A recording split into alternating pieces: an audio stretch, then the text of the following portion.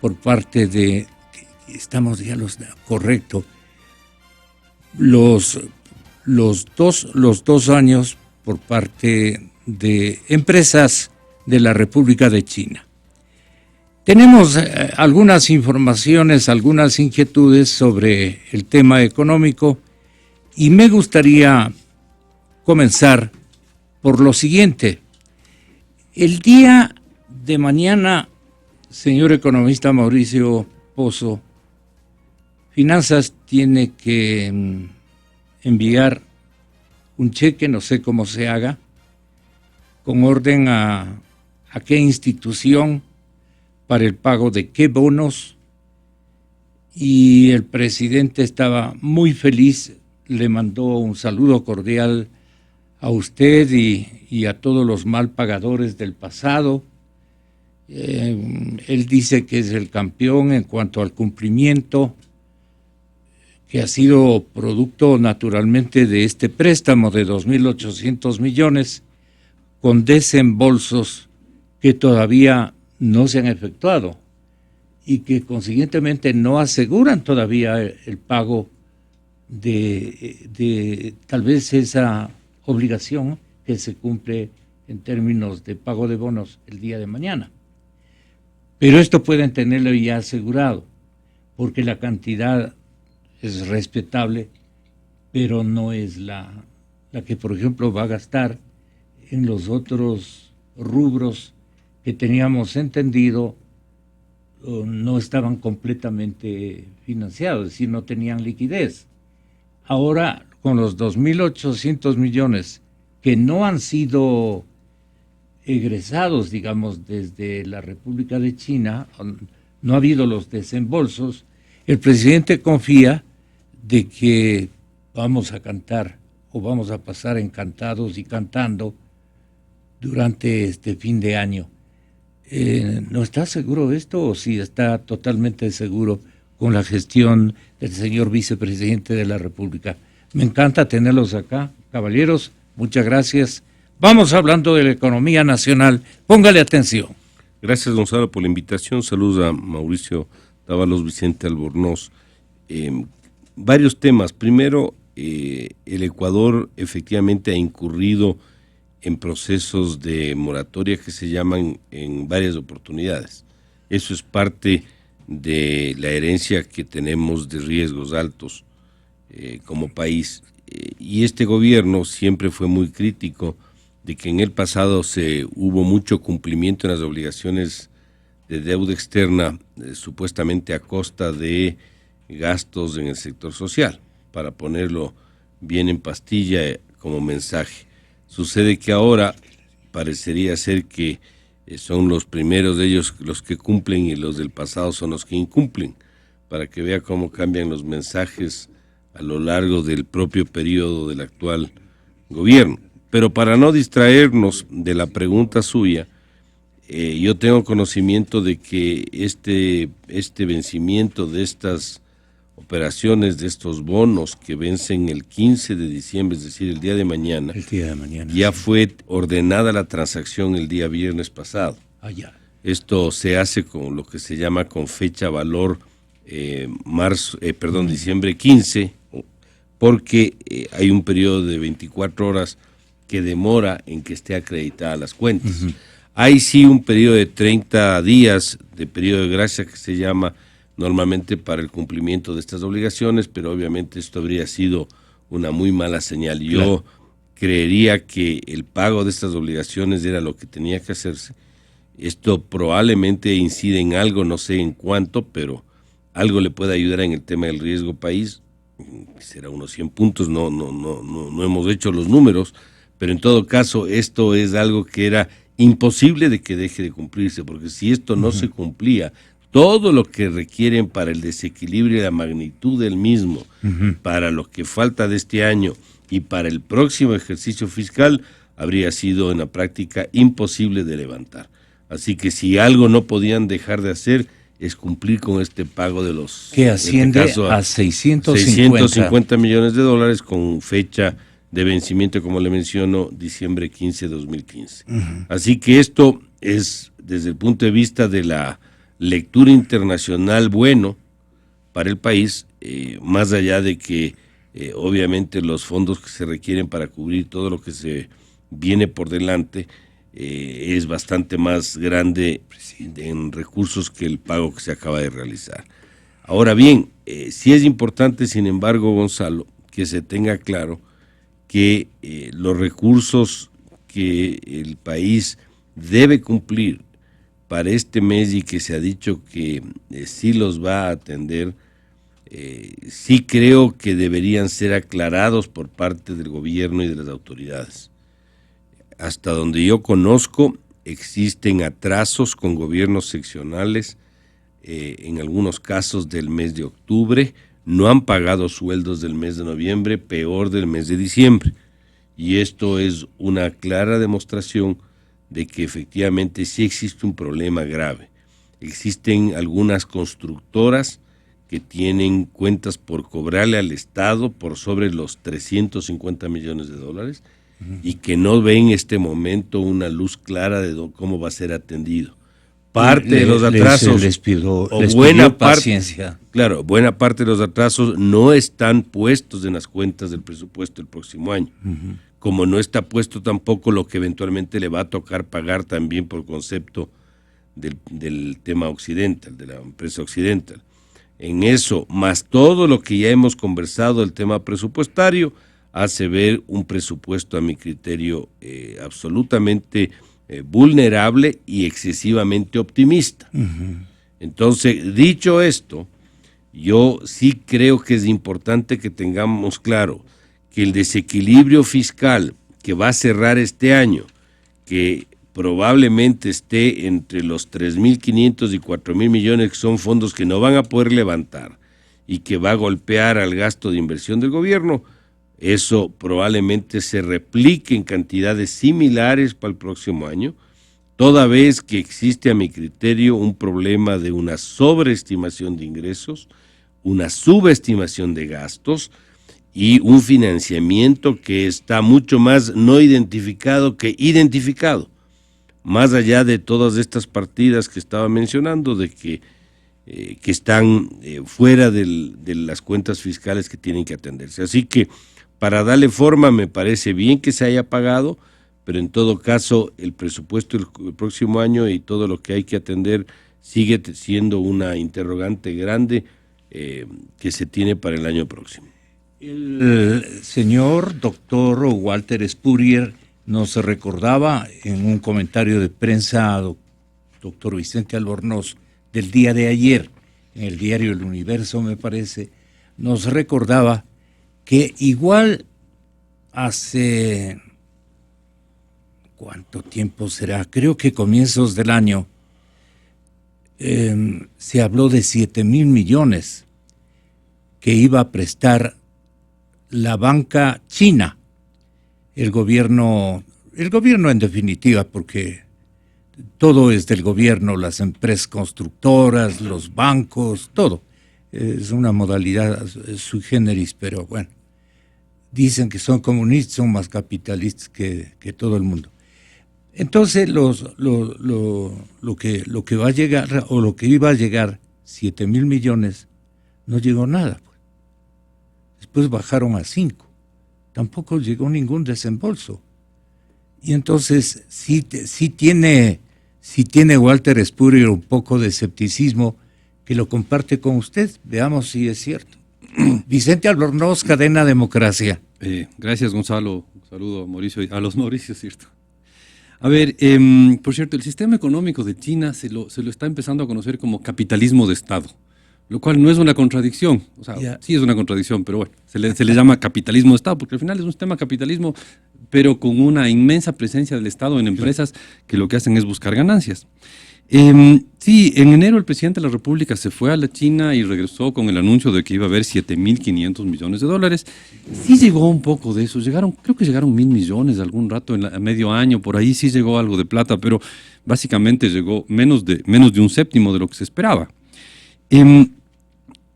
A ver, yo creo que hay que analizar un tema importante sobre el último pago que hizo el gobierno. O sea, el pago que hay que hacer mañana y que ya se dio la orden de la transferencia.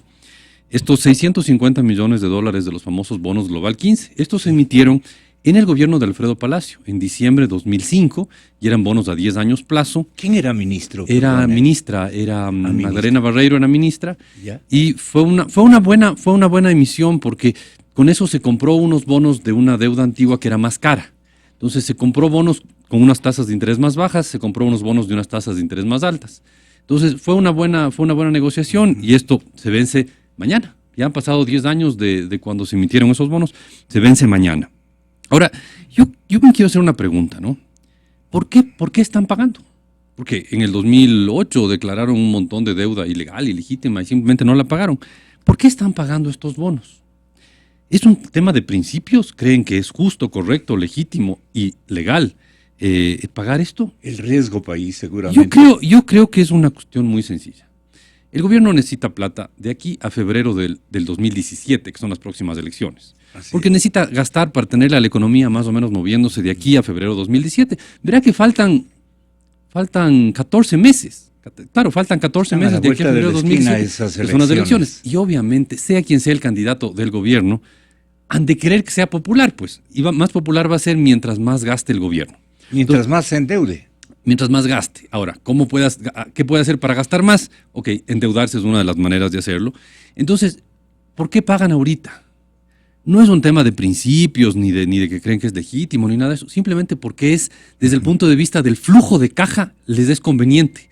Les va a dar más flujo del que les está quitando. Porque ya se quitaría ese nombre feo de mal pagador. No, eso nos va a costar años de años quitarnos, años de años de comportarnos como niños, como ejemplos. No, pero el punto es, si es que no pagaban esto, le garantizo que no había un centavo en los próximos 14 meses, que para el gobierno es... o sea, el mundo se acaba en 14 meses y vuelve a empezar al día siguiente las elecciones. Incluyendo China, no creo, ¿no? Nadie nos hubiera prestado, si es que no pagábamos esto, nadie nos prestaba un centavo, o si nos prestaban con tasas de interés de 15% o alguna monstruosidad así. Entonces, el pago de ahora es un tema puramente pragmático, es decir, puramente práctico. Pago hoy porque sé que el pagar hoy 650 va a hacer que me presten más de 650. Más 30 millones de intereses. Bueno, no importa, el asunto es, pagan hoy a cambio de que en los próximos 14 meses les presten más. Ese es en el fondo la razón por la que están pagando. No es un tema de orgullo, de sentir que uno debe cumplir con las normas, con las reglas, con los contratos. No, es un tema de que esto, desde el punto de vista de flujo de caja, les va a producir más flujo de lo que les va a costar. Yeah. Y claro, ahí viene una pregunta coherente y adicional. Desde luego lo que usted va a decir también es digno de que podamos escuchar. Mil perdones por la interrupción. Prefiero que usted continúe, doctor. No. Lo que yo iba a decir es que este pago de 650 les abre algo de crédito durante los próximos 14 meses, insisto. ¿Y por qué es tan importante el crédito los próximos 14 meses? Por dos razones. Uno, porque obviamente quieren seguir gastando en este año electoral, porque de aquí a 14 meses hay elecciones, pero también porque están bien escasos de plata de otras fuentes. O sea, fíjese para usted, gastos de operación del Estado. Claro, pero el día viernes, el crudo ecuatoriano Oriente, el Ecuador tiene dos tipos de crudo, el un poquito más caro es el Oriente, el un poquito más barato es el Napo. El crudo Oriente se vendió en $29.27, según la agencia Bloomberg. Entonces, estamos a $5.70, está menos $5 por debajo de lo que estaba en el presupuesto. O sea, además de que el presupuesto ya estaba bastante desfinanciado, ahora el petróleo está $5 más abajo de lo que estaba. Si es que se mantiene estos niveles va a ser todavía más bajo. Los ingresos del gobierno van a necesitar o reducir más el gasto o endeudarse más. Obviamente encontrarán un punto intermedio, reducirán en algo el gasto, se endeudarán más, pero tenían que pagar hoy para que no se les cierre la llave del crédito a futuro.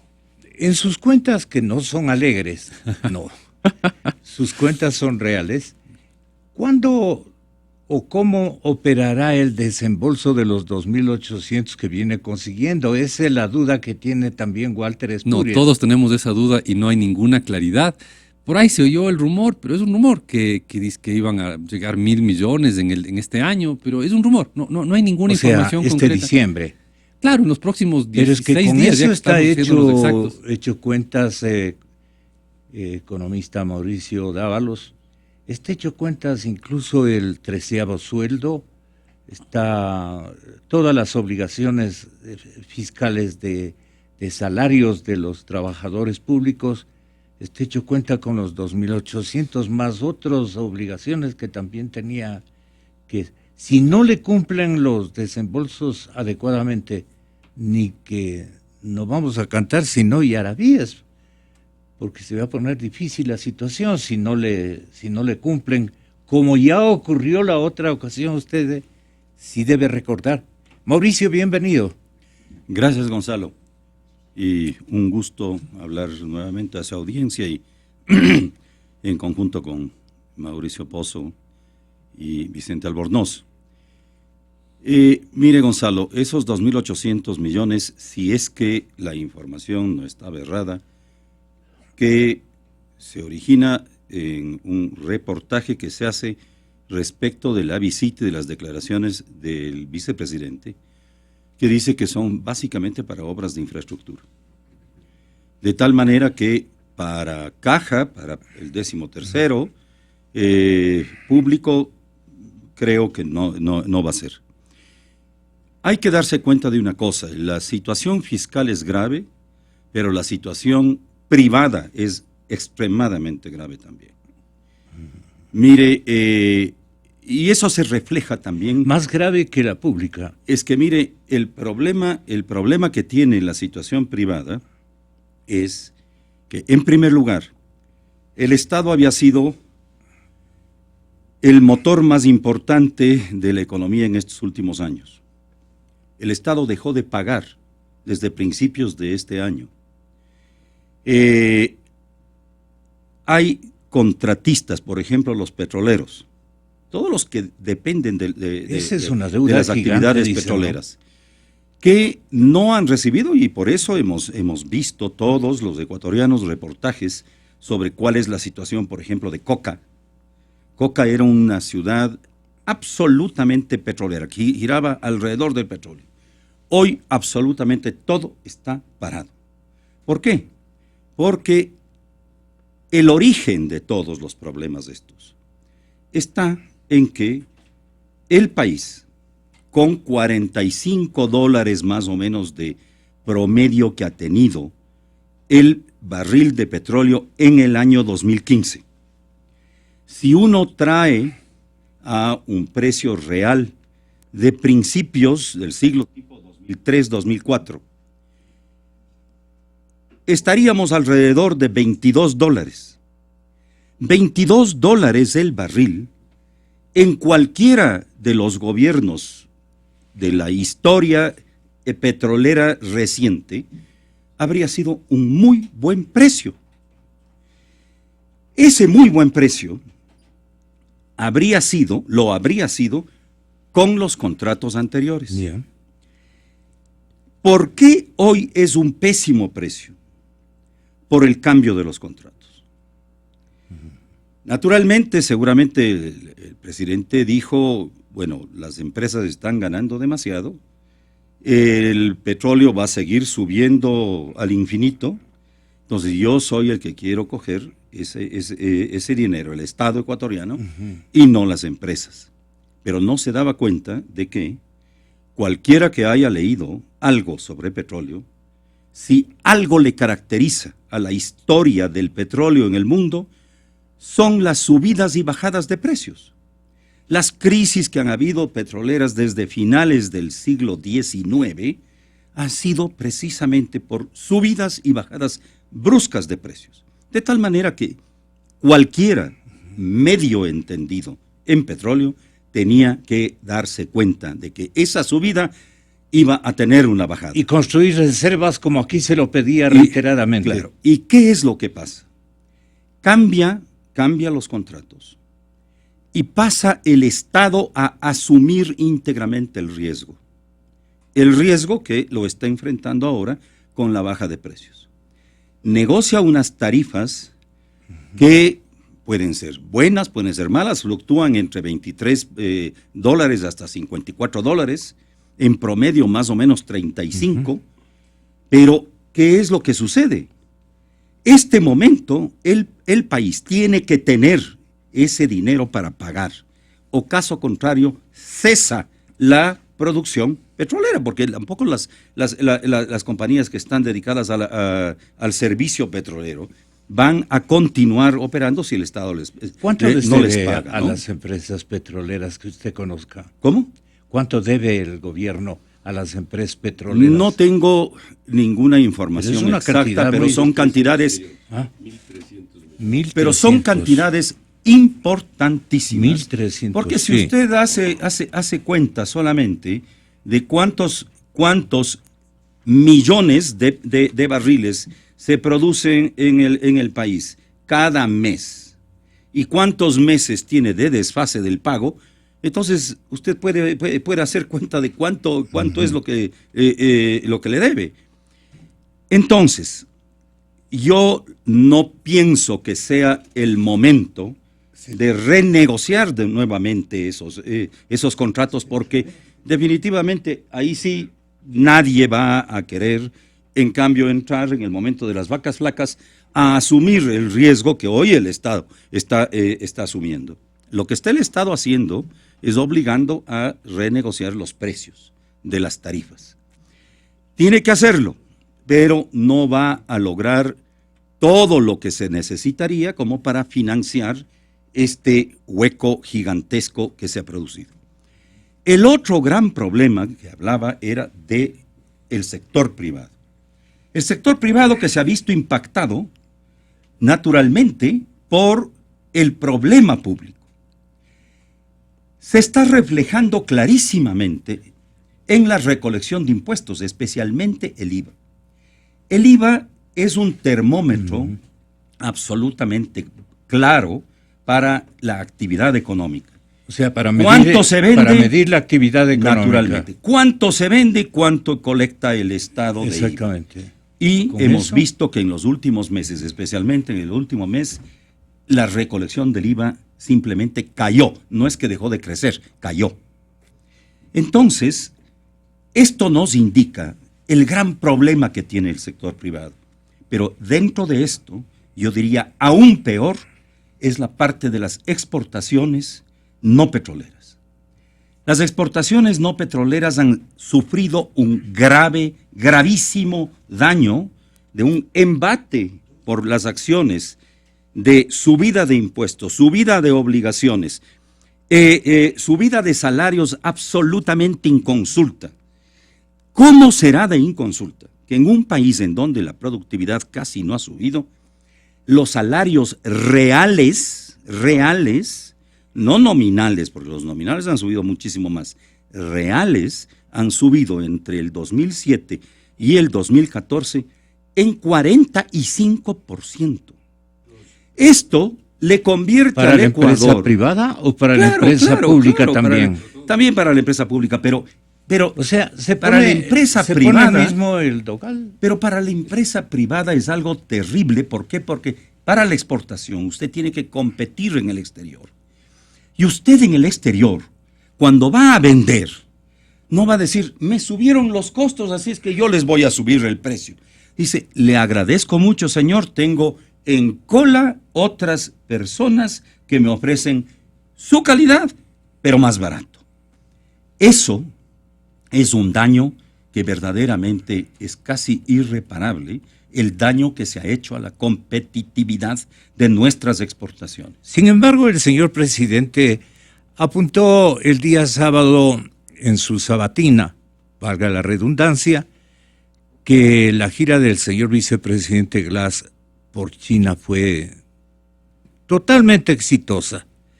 Los fondos adquiridos, dijo, en esa gira van a usarse para el pago a la OXI, que es bastante dinero, pago de bonos y sueldos a los servidores públicos que van a pasar cantando, dijo todo.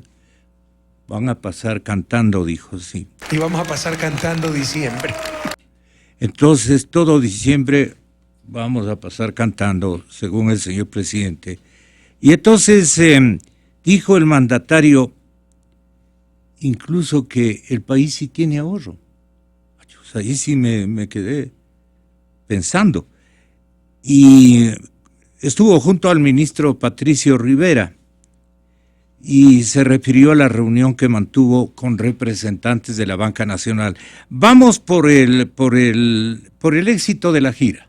Y nuestro vicepresidente, que es una labor extraordinaria, acaba de regresar de una gira muy exitosa por China, pero muy exitosa.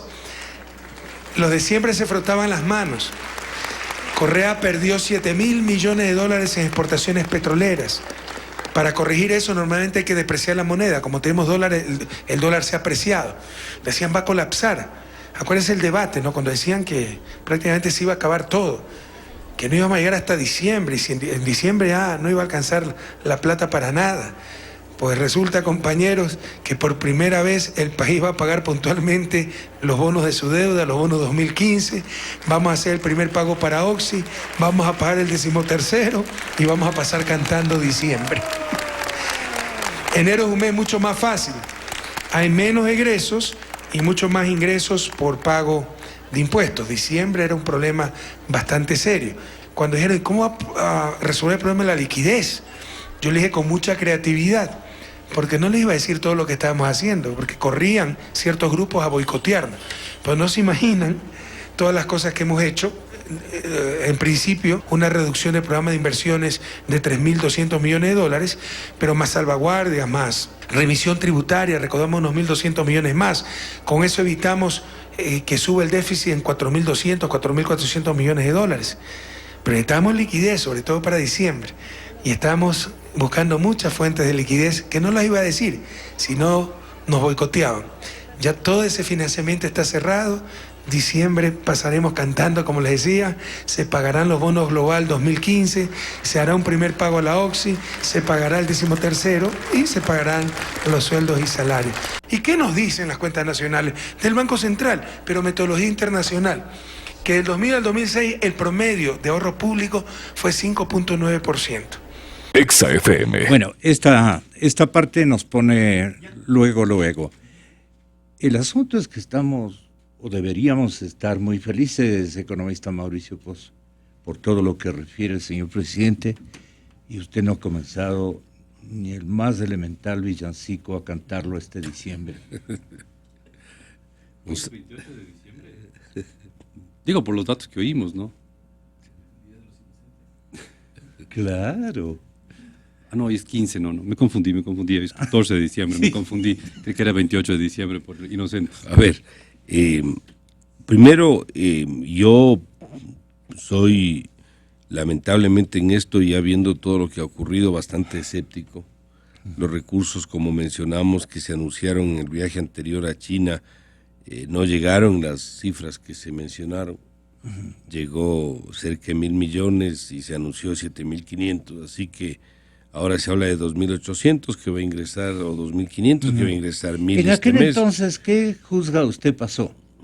Yo creo que fue una sobredimensión de la cifra por seguramente compromisos que supuestamente habían dicho que estarían dispuestos a apoyar al Ecuador en un periodo largo, pero de ahí a que ingrese la plata hay una gran diferencia, hay un gran trecho. Segundo, o sea, aquí no hay mucho... Pasaron con cólicos de optimismo y se complicaron después por el incumplimiento. Gonzalo, las cifras hablan por sí solas.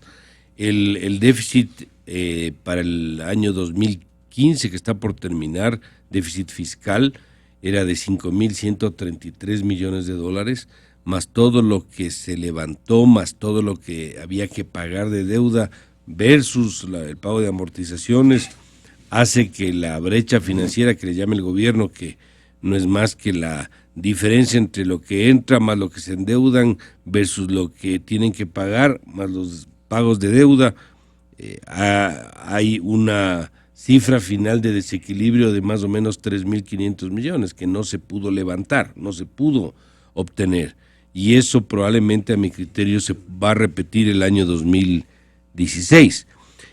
Y sobre esto, ¿qué es lo que creo que hay que anotar? La creatividad que menciona el presidente es una creatividad sustentada en lo que ya hemos visto a lo largo de los últimos años, y esto no hay mucha innovación, es más deuda, pues, o sea, más deuda para poder pagar lo que hay que pagar. El ajuste fiscal que se ha observado para el presupuesto del próximo año es un ajuste a mi criterio, muy marginal. Como dije, con sobreestimación de ingresos. Ya estamos viendo lo que está pasando solamente por el lado del precio del petróleo. Solamente por ahí ya tenemos un problema. Por otra parte... La tasa de endeudamiento que debe tener un país latinoamericano dice que es uno de los más bajos del Ecuador. Es que no hay que verlo así. No hay que verlo así, Gonzalo, ese es otro error técnico.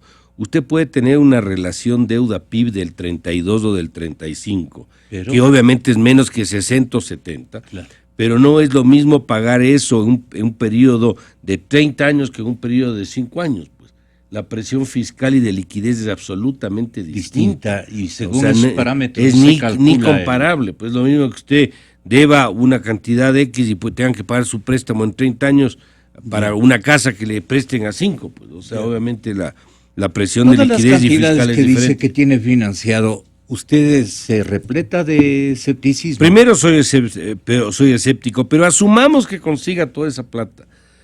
¿Acaso el problema está resuelto? Lo que hemos hecho es financiar el hueco ahorita, pues, Gonzalo. ¿Estamos pateando el problema por adelante o creen que esa deuda no se va a pagar?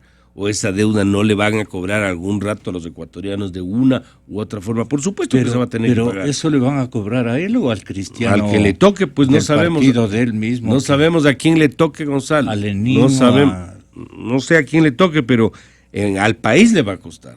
Encabezado el momento que sea por quien sea. Pero el país le va a tocar cubrir estas obligaciones.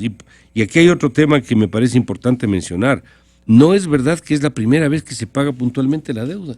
Si justo esa era la crítica del mismo gobierno de las obligaciones de los años y de los gobiernos anteriores, que pagaban puntualmente la deuda y que supuestamente no atendían otros compromisos con la sociedad. Justo esa era la crítica.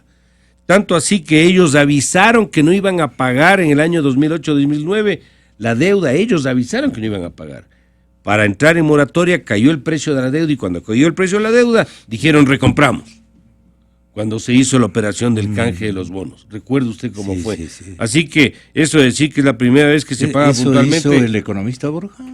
No recuerdo quién estaba en funciones en ese momento. No. Eso estuvo de ministro, creo que María Viteri.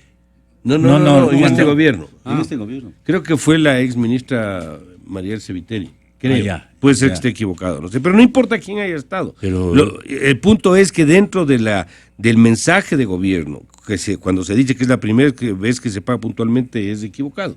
No es equivocado, es incorrecto respecto a lo que ha pasado en otras ocasiones anteriores. Que el gobierno no ha sabido hacer reservas. Él dice que el Ecuador sí tiene, por lo menos en este momento, reservas. ¿Y qué nos dicen las cuentas nacionales del Banco Central, pero metodología internacional? Que del 2000 al 2006 el promedio de ahorro público fue 5.9%. Del 2007 al 2014 en nuestro gobierno el promedio es 10.2%, casi el doble. Y vienen los caretucos a decir que no hemos ahorrado, no solo que se ha ahorrado, sino que hemos roto récord histórico en ahorro. El ahorro público prácticamente se ha duplicado. Exa FM. ¿Cuál caretuco? Sí. No me siento aludido, Gonzalo, pero sí le voy a decir varias cosas. Usted revise las cifras de reservas en el Central, paréntesis, que no son del gobierno todos los montos que están ahí depositados, solamente aquellos que corresponden a la cuenta que se llama cuenta del Tesoro. Es la única que es plata del gobierno. Todo el resto es plata de los otros clientes del Banco Central que se llaman Seguro Social, gobiernos seccionales, entidades autónomas y bancos privados a través de las cuentas de los depositantes en esos bancos cuyo porcentaje, donde el porcentaje está depositado en el Central. Si usted relaciona, eso como paréntesis, si usted relaciona las reservas internacionales contra las especies monetarias en circulación, es decir, la plata que está circulando, contra las importaciones, contra todas las obligaciones del Estado, usted va a darse cuenta que hay una caída, pero abismal, de los fondos de reservas. Así que esto no resiste el más mínimo análisis, esto no resiste la menor forma. Y si hay tanta reserva como menciona y tanto ahorro, ¿por qué se endeuda, pues, Gonzalo? Si yo me endeudo es cuando no tengo la plata, pues. ¿Para qué me voy a endeudar y voy a pagar ciertas tasas altas con estos acreedores que no son más baratos? Si yo tuviera las reservas, o por sería el contrario, una decisión financieramente irracional, pues. Doctor Vicente Albornoz, o contrariamente el señor presidente, si le quedan mal los chinos, debe sacar las reservas y solucionar los problemas. Que usted conozca, el señor presidente, si está con capacidad técnica, digo yo, para anunciarle al público de que sí tenemos reservas monetarias a favor del gobierno. A ver, no, lo que dice Rafael Correa, y que puede ser correcto, es que según las cuentas nacionales, el ahorro del gobierno ha sido 4% del PIB. Pero eso es un cálculo macroeconómico en el que se está comparando ingresos versus consumo. Eso no solo dice que esa plata no se consumió, pero bien puede haberse ido a inversiones. ¿Por qué no le escuchamos otra vez? Lo que nos preguntamos es cuánta plata está depositada en una cuenta a la que se pueda recurrir para el momento en que falta plata. Este momento falta plata. ¿Y qué nos dicen las cuentas nacionales del Banco Central, pero metodología internacional? Que del 2000 al 2006 el promedio de ahorro público fue 5.9%. Del 2007 al 2014 nuestro gobierno el promedio es 10.2%, casi el doble. Y vienen los caretucos a decir que no hemos ahorrado, ¿no? No solo que se ha ahorrado, sino que hemos roto récord histórico en ahorro. Exa FM. ¿Está confundido en alguna parte de la materia económica? Macroeconómicamente, ahorro se calcula como la diferencia entre ingreso y consumo. Eso es ahorro, privado o público. Ahí ese dinero se puede destinar a inversiones o a mantenerse ahorrado. Pero eso no es lo mismo que ahorrar, en el sentido financiero de poner dinero y tenerlo listo para el momento de una emergencia. Y eso se lo pone en algún tipo de cuenta bancaria. ¿Está confundido el señor presidente? Yo creo que está mezclando dos conceptos que tienen el mismo nombre, pero que no significan lo mismo. Ahorro desde el punto de vista macroeconómico y ahorro desde el punto de vista financiero. Pero no es por desconocimiento, sino porque no tengo idea, pregúntele a él. Las pilas, pues. Pregúntele a él, pero yo quisiera hacer un pequeño análisis histórico, ¿no? En los años 70 el Ecuador se endeudó muchísimo. Hasta comienzos de los 80 el Ecuador se endeudó muchísimo. El porcentaje era en sucres, ¿no? Perdón, la deuda era en dólares. La deuda era en dólares cuando teníamos sucres. Sí. Y eso algún día entramos en moratoria y estuvimos durante buena parte de los años 80 en moratoria. Y finalmente, por el año 95, renegociamos la deuda y creamos unos bonos, los bonos Brady.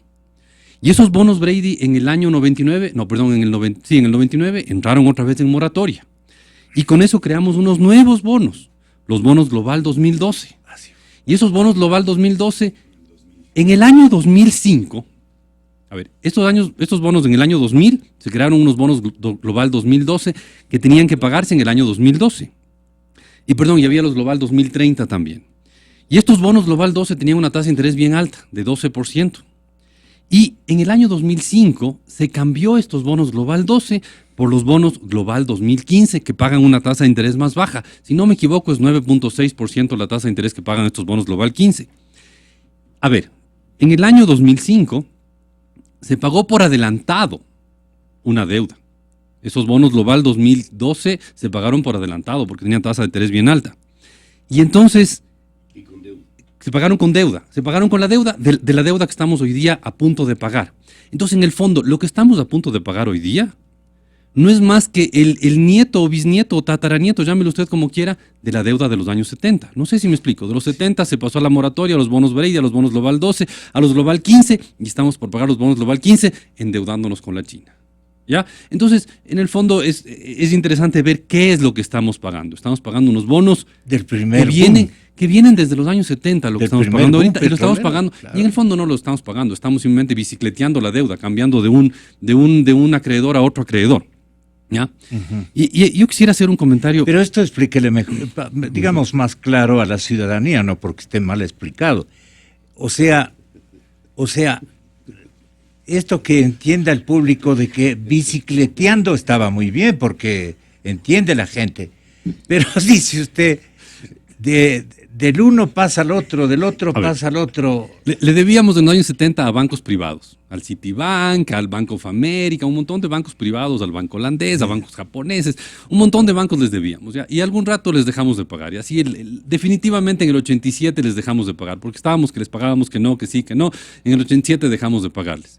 Y tuvimos años de pelea con estos bancos hasta que en el 95, a cambio de la credencia de ellos, les dimos unos bonos. Ya, nos hicimos de buenas con los bancos vendieron esos bonos y esos bonos se llamaban los bonos Brady. Eso fue en el 95. En el 99 volvimos a entrar en moratoria. Y en el 2000 se vuelve a renegociar con los acreedores, este caso ya no los bancos, sino los que tenían los bonos. Se vuelve a renegociar con ellos y se les da bonos que se vencían en el 2012, unos más nuevos, que vencían en el 2012 y otros que vencían en el 2030. ¿Ya? Y claro, como estábamos quebrados y todo, eran bonos con tasas de interés más bien altas. De esto se ríe el presidente. Sí, pero Correa. en el 2005 cambiamos los bonos más caros que había ahí, que eran al 12% de tasa de interés, por unos bonos que se vencían 10 años más tarde, en el 2015, o sea, mañana. ¿Ya? Y pagamos con eso los viejos bonos, estos bonos global, que a su vez eran los herederos de los bonos Brady, que a su vez eran los herederos de la deuda de los años 70. ¿Ya? Pagamos los bonos, los 2015 sirvieron para pagar los bonos global, ¿ya? Y ahora tenemos que pagar eso, y vamos a pagarlo, según parecería, con deuda con la China, ¿ya? Entonces, al final estamos pagando una deuda que viene desde los años 70, por lo menos de la deuda que venía con los bancos privados. Es el bisnieto de los Brady y es el tataranieto de la deuda de la famosa endeudamiento agresivo que se llamó en los años 70. Ahora, yo quería hacer un comentario sobre lo que dijo Mauricio hace un rato. Mauricio Dávalos en este caso, porque hay dos Mauricios. Es bien interesante ver cómo el país ha ido perdiendo competitividad. Verá, voy a dar un dato que me pareció bien interesante, que calculé hace poco. Entre junio del año 2007, más o menos cuando este gobierno empezó a gastar plata con manos llenas, y junio de este año, un lapso exacto de 8 años, la inflación acumulada en el Ecuador ha sido de 45%. ¿Ya? O sea, lo que costaba, si la canasta costaba 100 en junio 2007, en junio de este año costaba 145. ¿Ya? Esa es la inflación acumulada de todos esos 8 años. En el mismo periodo... La gente que viene acá, nuestros familiares que vienen a veces a visitarnos, se dan cuenta de esto. En el mismo periodo, Colombia tuvo una inflación acumulada de 33 puntos, o sea, 12 menos que el Ecuador. Perú tuvo una inflación acumulada de 30 puntos, o sea, 15 menos que el Ecuador. Y ellos tienen moneda propia. Y Estados Unidos tuvo una inflación acumulada de 15%, o sea, 30 puntos menos que el Ecuador. Nos hemos encarecido, nos hemos vuelto poco productivos, nos hemos vuelto costosos de producir en este periodo. Y eso ha sido muy dañino para la economía y eso reduce las perspectivas de crecimiento a futuro. Asegura, según Walter Spurrier, el ministro Herrera, o sea, el ministro de Finanzas, dice Walter Spurrier, que ellos no van a tener problemas en pagar a tiempo los 2 sueldos de diciembre de la administración pública, que suman más o menos $1.200 millones, dicen, ¿no? Similar a lo que se recauda de impuestos normales en cada mes. O sea, los impuestos de noviembre fueron para esto, o los impuestos mezcladitos de noviembre y diciembre van para esto. Hay otros pagos, como intereses de la deuda, otras amortizaciones, el bono solidario, entre otros, el milagro de los panes. Se informa que los nuevos desembolsos chinos se aplicarán parcialmente, economista Mauricio Dávalos, al pago de contratistas. ¿A usted le interesaba esto? Lo cual es un alivio para la economía, dice. Le repito, los nuevos desembolsos chinos, por eso yo digo que le quedarán bien con los bonos, se aplicarán parcialmente al pago de contratistas, lo cual es un alivio para la economía. No se sabe si entre estos están los petroleros, a los que les debería por encima de $2.000 millones, dice. Si bien el dinero ayudará a superar la extrema iliquidez fiscal de fines del 15, o sea, de este año. Y el 16, esta es la gran pregunta, ¿y el 16 qué viene? Atención, oyentes de la cadena Democracia. Ahora ustedes pueden reírse hasta las 12 de la noche del 31 de diciembre por mandato supremo del señor presidente. Ahora, desde ese día para adelante se va a llamar año 2016, ¿Qué viene en el 16? Para no quedarnos exclusivamente en el análisis de lo que ha ocurrido en el 15. Tenga la bondad de economista. Mire, Gonzalo, el dinero es fungible. ¿Qué quiere decir? Si yo tengo una determinada cantidad de dinero y tengo un montón de obligaciones, no es que yo le pongo a un montoncito un título, esto va para esto, y de eso no puedo gastar en otras cosas. ¿Qué es lo que hace el gobierno? Es lo mismo que hace una empresa privada, si es que no tiene dinero suficiente para enfrentar a todas sus obligaciones. En este momento, como se ha puesto de relieve aquí, lo fundamental era no quedar mal con los acreedores externos, porque ahí sí no volvían a prestarnos un solo centavo. Y había una serie de repercusiones adicionales. Lo segundo más importante es que los cientos de miles de empleados públicos reciban su pago, porque caso contrario el problema político que se le arma también puede ser de graves consecuencias. Y así podemos ir viendo el bono de desarrollo que verdaderamente ha sido un instrumento de uso político de la gente que recibe, también seguramente será cumplido. ¿A quién se le dejará de pagar como va a faltar plata? Seguramente a los contratistas del Estado. Los contratistas del Estado son la última rueda del coche en este caso. ¿Por qué? Porque no tienen capacidad realmente de reacción, y como no son tantos, realmente tampoco tienen la importancia política que tienen los empleados públicos. Entonces, que va a faltar plata, va a faltar plata. ¿Quién va a quedarse sin reírse durante diciembre? Eso está por verse, pero seguramente serán los contratistas del Estado, como son hasta ahora los que no han recibido. Pero mire, el año 16 va a ser un año en extremo duro. En extremo duro, no solamente por la situación fiscal que quizás es tremendamente importante, pero le sobreenfatizamos. El Ecuador vive de lo que produce, no de lo que hace el gobierno. El gobierno vive de lo que produce el Ecuador. Resto de ecuatorianos. Pero ¿qué es lo que sucede? Repito una vez más. La competitividad, la capacidad de competir del Ecuador ha disminuido de una forma tan fenomenal que en este momento es clarísimo la pérdida que tenemos, la caída que tenemos de nuestras exportaciones, que no pueden competir en el exterior.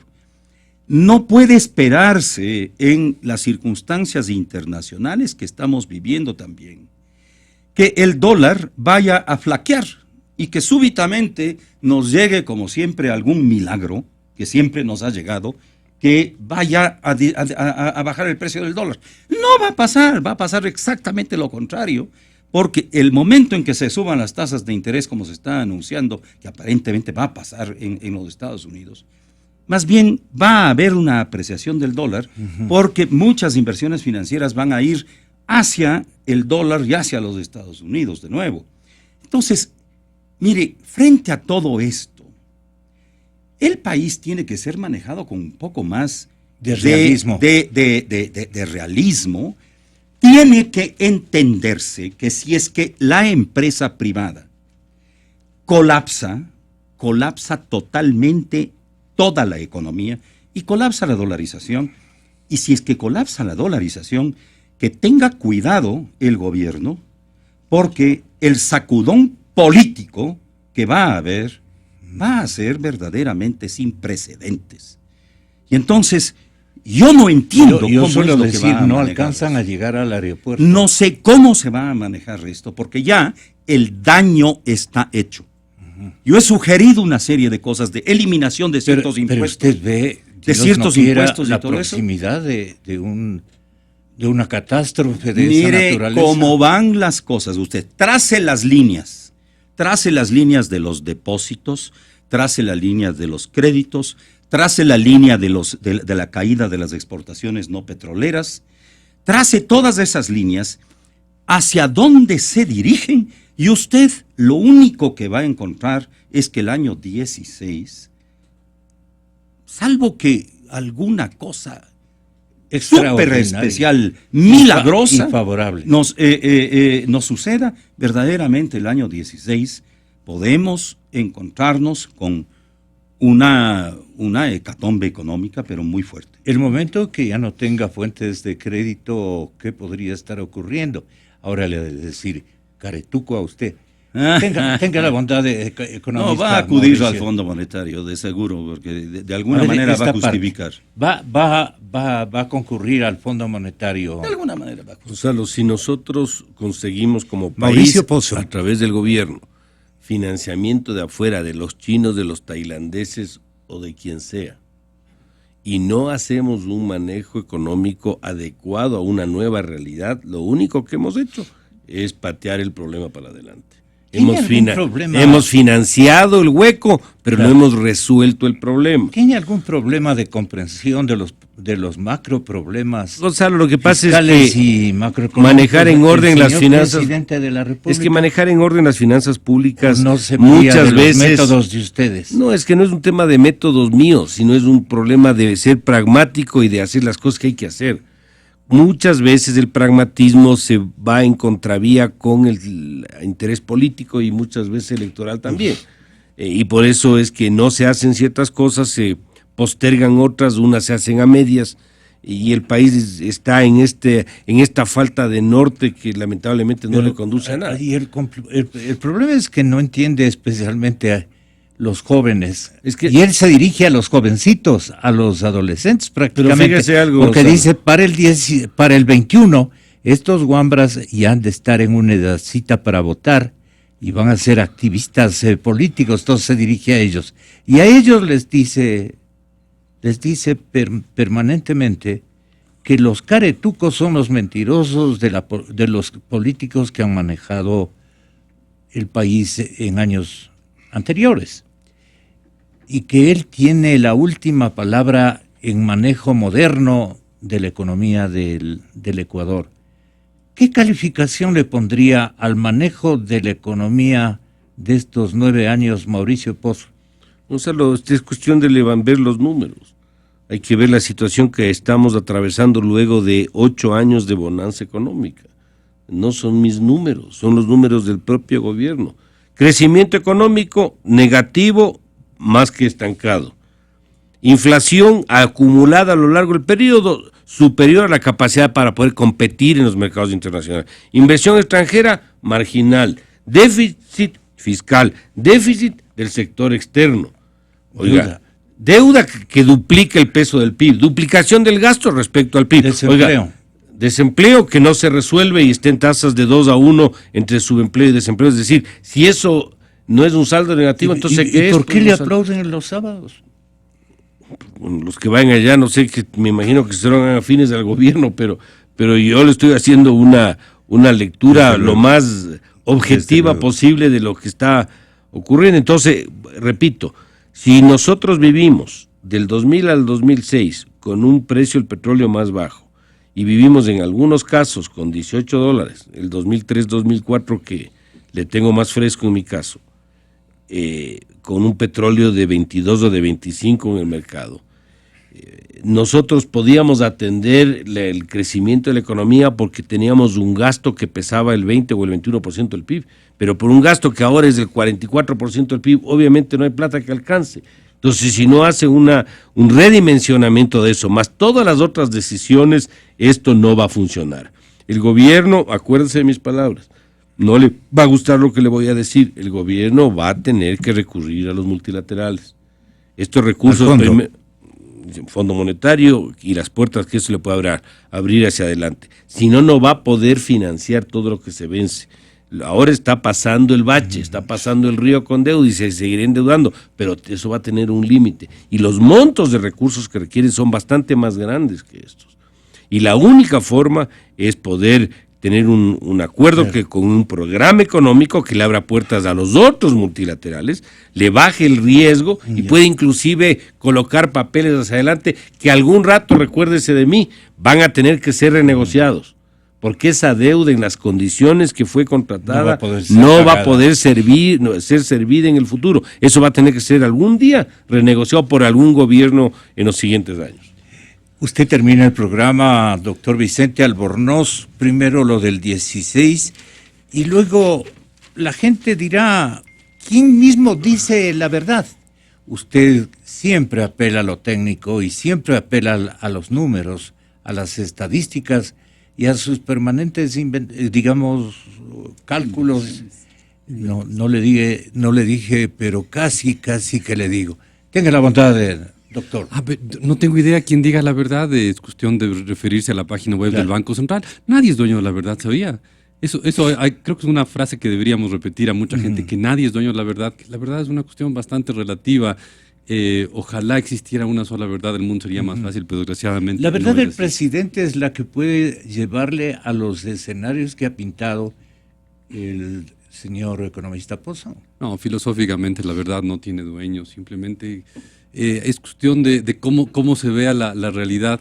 Y yo veo en los datos, como decía Pero la Mauricio, verdad es parte de la conciencia, o debe ser parte de la conciencia de los yo hombres. veo en los mismos datos que Mauricio se refería, veo que la economía no está creciendo, tenemos un déficit externo, tenemos una reducción en los depósitos en la banca, tenemos un frenazo en los créditos, entonces... yo no veo una economía boyante y estoy usando los mismos datos que están publicados en la página web del Banco Central, así que yo insisto, yo no soy dueño de la verdad, pero nadie es dueño de la verdad. Además, no es que exista una verdad. Pero yo creo que, para cerrar esto, creo que no es cuestión de si vamos o no vamos a llegar a los multilaterales. Evidentemente, es cuestión de cuándo. ¿Cuándo vamos a llegar a los multilaterales? Vamos a ir al Fondo Monetario en enero, en febrero, en marzo o en abril. Pero que vamos a ir en el próximo año me parece más que obvio. Es cuestión de qué mes iremos.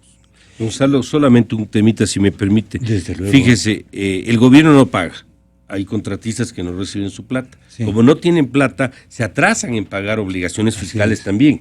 Se atrasan en pagar los impuestos, se atrasan en pagar al Seguro Social. Y el Seguro Social y las entidades oficiales le caen al otro día, a pesar de que el problema se origina por el propio Estado. Es perverso. No reciben la plata y por lo tanto yo no cumplo. Pero como no cumplo me vuelven a caer encima. Entonces, si esto no se corta de raíz, esto va a seguir creciendo en una suerte de bola de nieve. Vicente. Una aclaración cortitísima. Por si acaso es un dato técnico. Los famosos bonos Global 12 se pagaron con plata de los bonos Global 2015, pero no en su totalidad. No, una aclaración importante. Una buena parte se pagó, pero no todo, ¿no? Sí, porque en 2008 precisamente el Estado ecuatoriano dejó de pagar y esos fueron los que compraron en la bolsa a un precio menor. Y dicen que han conversado sobre bonos con los banqueros ecuatorianos. ¿Qué le parece a usted? Le repito la pregunta. Dicen que en esta semana que terminamos han hablado de negocios los banqueros ecuatorianos con el señor presidente. No tengo idea. El Palacio. Tal vez ustedes no Usted conocen. Que tiene esta convocatoria tan alta, invítese un par de banqueros y pregúntele si nos cuenta. Sí. ¿Y qué cree? Claro que voy a preguntarle. Bueno. Sí. Muchas gracias por la presencia. Señoras y señores, volvemos.